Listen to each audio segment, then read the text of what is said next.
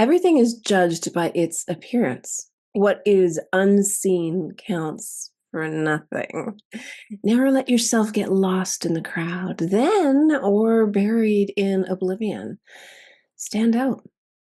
Be conspicuous at all costs. Make yourself a magnet of attention by appearing larger, more colorful, more mysterious than the bland and timid masses. Welcome to Flourish. I'm Diane Planetin, and you're in the right place if you're ready to create an inspired life. And we do so by working on our own personal development so we can be strong role models for those we love and mentor, and strong for our own personal well-being. I think this is super important because what's going on in the world today is absolutely crazy. Crazy. But when you go through all these 48 laws, you'll start to understand politics and the dynamics that surround it. This law is in two parts, so make sure you stay to the end and do us a favor and hit that subscribe button. Part one, surround your name with sensational and scandalous. Draw attention to yourself by creating an unforgettable, even controversial image. Court scandal. Do anything to make yourself seem larger than life and shine more brightly than those around you. Make no distinction between kinds of attention. Notoriety of any sort will bring you power. Better to be slandered and attacked than ignored. I wonder why he says that. Let's read on. Keys to power. Burning more brightly than those around you is a skill that no one is born with. You have to learn to attract attention. At the start of your career, you must attach your name and reputation to a quality, an image that sets you apart from other people. This image can be something like a characteristic, a style of dress, or a personality quirk that amuses people and gets talked about. Once the image is established, you have an appearance, a place in the sky for your star. It is a common mistake to imagine that this peculiar appearance of yours should not be controversial. Then to be attacked is somehow bad. Whew, that's going to take a thick skin, right? He goes on to say, nothing could be further from the truth. To avoid being a flash in the pan and have your notoriety eclipsed by another, you must not discriminate between different types of attention. In the end, every kind will work in your favor. And he gives a really good example in the book about the time of Louis the 14th and life in the court. Yes, even the lowliest person could garner attention by ridiculing others, ridiculing even the Pope. But he warns there's a fine line. He says, if you find yourself in a lowly position that offers little opportunity for you to draw attention, an effective trick is to attack the most visible, most famous, most powerful person you can find. A slanderous attack on a person is a position of power. Remember, however, to use such tactics sparingly after you have the public's attention when the act can wear thin. Hint, hint, nudge, nudge. It wears thin, right? Once in the limelight, you must constantly renew it by adapting and varying your method of courting attention. If you don't, the public will grow tired, will take you for granted, and will move on to a newer star. The game requires constant vigilance and creativity. And he gives another great example here. Pablo Picasso never allowed himself to fade into the background. If his name became too attached to a particular style, he would deliberately upset the public with a new series of paintings that went against all expectations. Better to create something ugly and disturbing, he believed, than to let viewers grow too familiar with his work. Understand, people feel superior to the person whose actions they can predict. If you show them who is in control by playing against their expectations, you both gain their respect and tighten your hold on their fleeting attention. Now, this is where it gets really interesting because part two is actually the reverse or the opposite of garnering this attention. And that's why it's a very fine line when you're in a position of power to observe this. Create an air of mystery is part two. In a world growing increasingly banal and familiar, what seems enigmatic instantly draws attention. Never make it too clear what you are doing or about to do. Do not show all your cards. An air of mystery heightens your presence. It also creates anticipation. Everyone will be watching you to see what happens next. Use mystery to beguile, seduce, even frighten. And this is where you have to walk the fine line. Putting yourself out there, but also creating an air of mystery is a lot harder than it sounds because you can go too far in both ways or one way or another.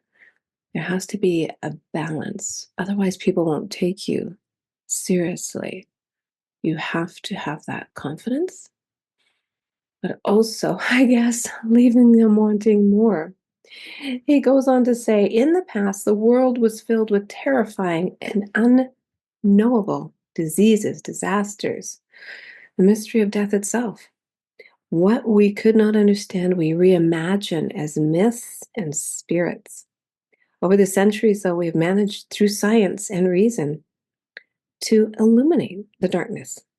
What was mysterious and forbidding has grown familiar and comfortable. Yet this light has a price. In a world that is ever more banal, that has had its mystery and myths squeezed out of it, we secretly crave enigmas, people or things that cannot be instantly interpreted, seized, and consumed.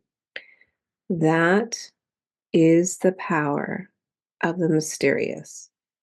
It invites layers of interpretation, excites our imagination, seduces us into believing that it conceals something marvelous. The world has become so familiar and its inhabitants so predictable that what wraps itself in mystery will almost always draw the limelight to it and make us watch it. And in this day and age of social media and instant everything, including soup, it's nice that you're out there, but you're not overdoing the omnipresence. You're not being everything to everybody. There's still an air of mystery. If your social position prevents you from completely wrapping your action in mystery, you must at least learn to make yourself less obvious.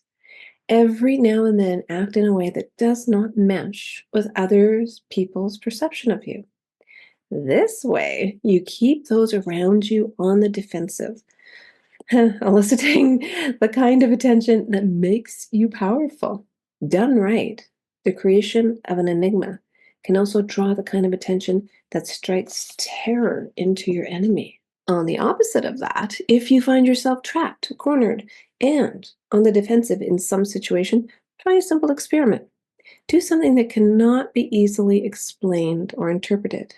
Choose a simple action, but carry it out in a way that unsettles your opponent, a way with many possible interpretations, making your intentions obscure. Don't just be unpredictable, although this tactic too can be successful. Create a scene that cannot be read. There will seem to be no method to your madness, no rhyme or reason, no single explanation. If you do this right, you will inspire fear and trembling, and the sentries will abandon their posts. Call it the fiend madness of Hamlet tactic, for Hamlet uses it to great effect in Shakespeare's play. And he quotes Balthazar Gracian here on authority. If you do not declare yourself immediately, you arouse expectation. Mix a little mystery with everything, and the very mystery stirs up veneration. And when you explain, be not too explicit. In this manner, you imitate the divine way when you cause men to wonder and watch. Yeah. in indirectly, right? And he says the reversal of all this is in the beginning of your rise to the top. You must attract attention at all costs. But as you rise higher, you must constantly adapt. Never wear the public out with the same tactic. Let me say that again. Never wear the public out with the same tactic. Yeah, that gets old real fast. He says an air of mystery works wonders for those who need to develop an aura of power and get themselves noticed, but it must seem measured and under control. Haha. And this is where the fine line comes, because he says never appear overly greedy for attention. Then, for it signals insecurity, and insecurity drives power away. Understand that there are times when it is not in your interest to be the center of attention. When the presence of a king or queen, for instance, or the equivalent thereof, bow and retreat to the shadows. Never compete. There's always somebody out there more powerful. There's always somebody out there more powerful, more strategic.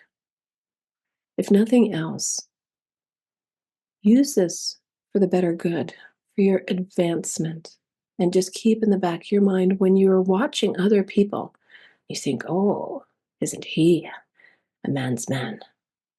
Look at what they're doing. Or what is she doing? And I know at the beginning of the show I mentioned politics. And this is where us average people who are not politicians need to inform ourselves so we can understand what's really going on here. And ask ourselves, is it true? In this day and age of unfiltered media, yes, it's getting worse. We have to work harder on educating ourselves better and informing ourselves better so we can make good decisions and live a more inspired life. Well, if you like the show, share it with somebody you know and hit that subscribe button. Maybe give us a thumbs up. I'm always looking for feedback. Share in the comments your thoughts. And I'll see you at law number 7, which is a little spicy. Get others to do the work for you, but take the credit. I'll see you then.